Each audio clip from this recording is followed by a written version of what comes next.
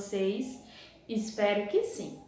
Hoje, mais uma aula de língua portuguesa e hoje estudaremos com o nosso livro didático. É isso aí. Vocês vão pegar o livro de vocês na página 44 e 45 e vamos realizar juntos a leitura do texto. Vamos lá? O conto Bilhete com Foguetão, do poeta e ficcionista angolano Odjak, faz parte do livro Os da Minha Rua, no qual o autor, com seu estilo que mistura a escrita com a oralidade, constrói narrativas críticas e emocionantes sobre Angola e acontecimentos de sua infância. Então, vamos à leitura do nosso texto, né? Vocês vão acompanhando daí que eu vou lendo daqui, tá bom? Bilhete com foguetão. Com um beijinho para a Petra. Foi no tempo da terceira série. Quando a Petra entrou na sala, já devia ser umas 3 horas da tarde. Lembro-me disso porque sabíamos mais ou menos as horas, pelo modo como as sombras invadiam as salas de aula.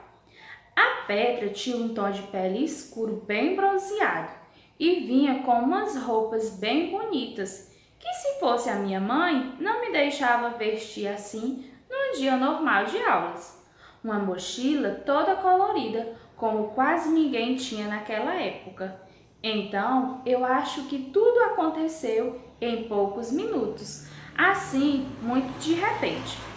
Já não conseguia prestar atenção à aula e Marisa, que sentava na carteira ao lado, reparou que eu estava a toda hora olhando. A delegada de turma também viu e Petra também. Fiquei todo o intervalo na sala, na minha carteira, a rasgar as folhas onde eu tentava escrever um bilhete para Petra. Depois do intervalo, todos voltaram com respiração depressada e o suor do corpo a molhar as roupas, alegres também porque a camarada professora Berta disse que ainda ia demorar. Deu ordens à delegada para sentar todo mundo e apontar numa lista o nome dos indisciplinados. Primeiro, houve aquele silêncio, assim de 5 minutos, que todos têm medo de ficar na lista e ninguém quase se mexe. Depois começaram a desenhar, jogar batalha naval e tentar pedir com licença à delegada para falar com alguém. O meu bilhete estava pronto, dobrado, mas eu não sabia se devia ou não dar o bilhete à Petra. A Marisa olhava para mim como quem perguntava alguma coisa. E essa resposta que ela queria com palavras ou um olhar, eu também não tinha para mim. Mesmo sem ter ido jogar futebol, eu suava na testa e nas mãos. Fiz sinal à delegada que queria falar com ela, mas ela disse que não. A Marisa disse-me então que ela podia ir. Entrego a quem? A Petra. A Marisa nem esperou eu ter acabado bem de decidir, tirou-me o bilhete da mão e foi a correr. O meu olhar acompanhou a Marisa na corrida em direção à Petra. De repente, me deu uma tristeza enorme quando a vi passar além da Petra e entregar o papel, já meio aberto, à delegada de turma.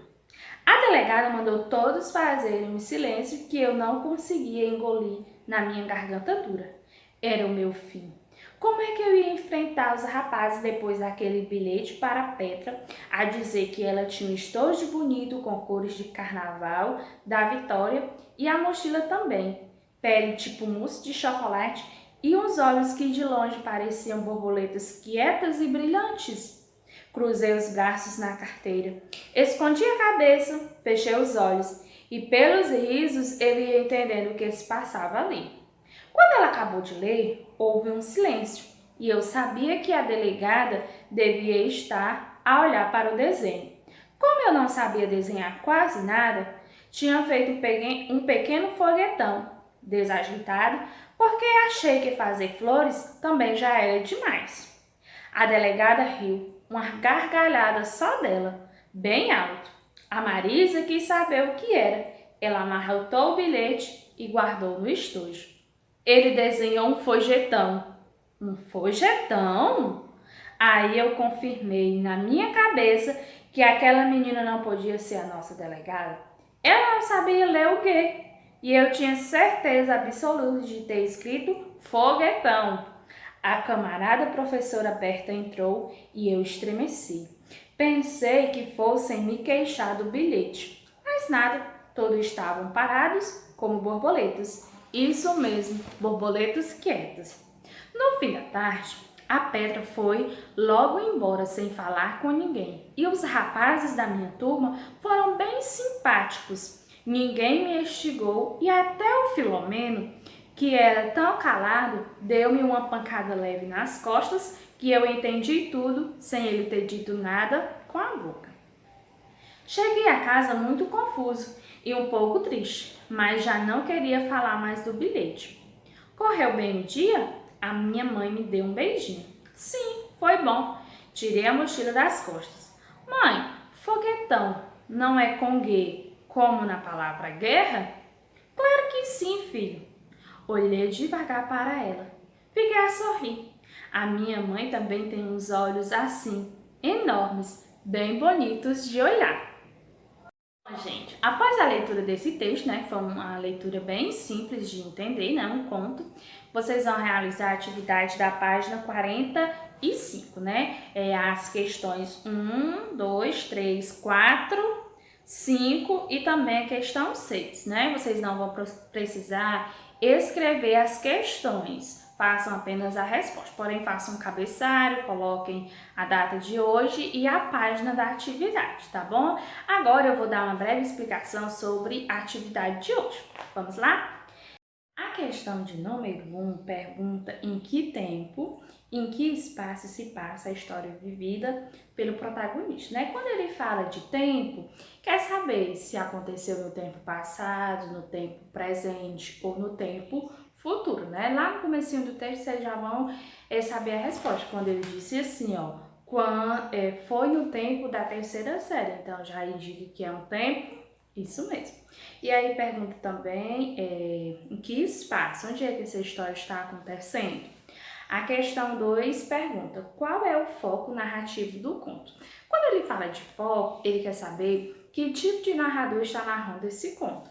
Se é um narrador em primeira pessoa ou se é um narrador em terceira pessoa, né? Lembrando que o narrador em primeira pessoa ele é um narrador personagem e em terceira pessoa ele é um narrador observador. Depois pede para você justificar a sua resposta, né? Quando você souber a resposta, você vem aqui ao trecho no livro, que indique que o narrador esteja falando, né? Uma passagem que o narrador fala, tá bom? A questão 3 pede para você resumir cada um dos elementos do conto, né? Todo conto tem início, meio e fim, né? A situação inicial, tem o conflito, o clímax e depois tem o desfecho.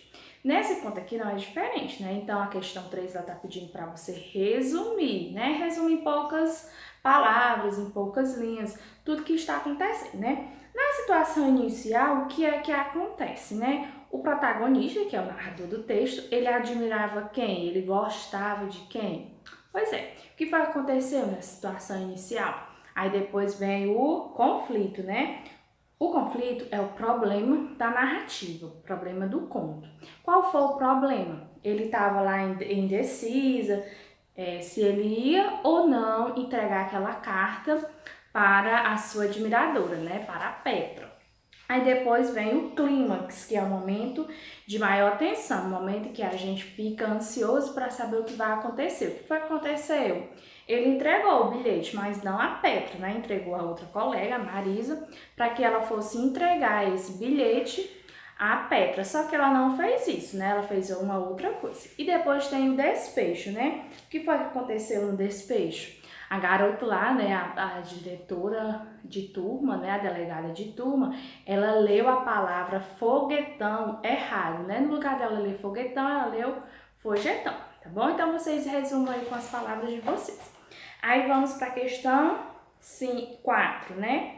Após o clímax, o protagonista muda sua visão a respeito da delegada da turma. Por que ele mudou, né? Que acontecimento marca essa mudança? Foi o fato de que da garota ler a palavra errado, né? Ao invés dela ler foguetão, ela leu foguetão. Então ele ficou, não, ela não serve para ser delegada de turma, não. Nem ler, ela sabe. Aí a questão 5. A questão 5 pede para você reler essa frase do conto, né? A delegada mandou todos fazerem um silêncio que eu não consegui engolir na minha garganta dura. O item A pede para vocês identificar a preposição que está presente nesse trecho, né? Então, tem que dar uma olhadinha novamente na aula de preposição para aqueles que estão em dúvida, né? Aí vocês vão ler aí, identifica a preposição e coloca no item A. O item B pede para você dizer qual é a relação de sentido que essa preposição está estabelecendo. É de lugar, é de tempo, é de modo, é de causa, de consequência, vocês vão colocar aí. Aí o item C diz o seguinte, que termos ou expressões ajudam a determinar e modificar o sentido do substantivo garganta. Quais são as palavras que estão acompanhando o substantivo garganta? Vocês vão notar que tem tanto uma palavra antes de garganta como uma palavra depois. Então, vocês vão colocar aí no item C estas palavras que estão acompanhando o substantivo garganta. Depois vocês vão dizer a que classe gramatical essas palavras elas pertencem. Essas palavras são substantivos, são artigos, né? Lembra também que nós tivemos uma aula dos modificadores do substantivo, as palavras que o acompanhavam? Pois é.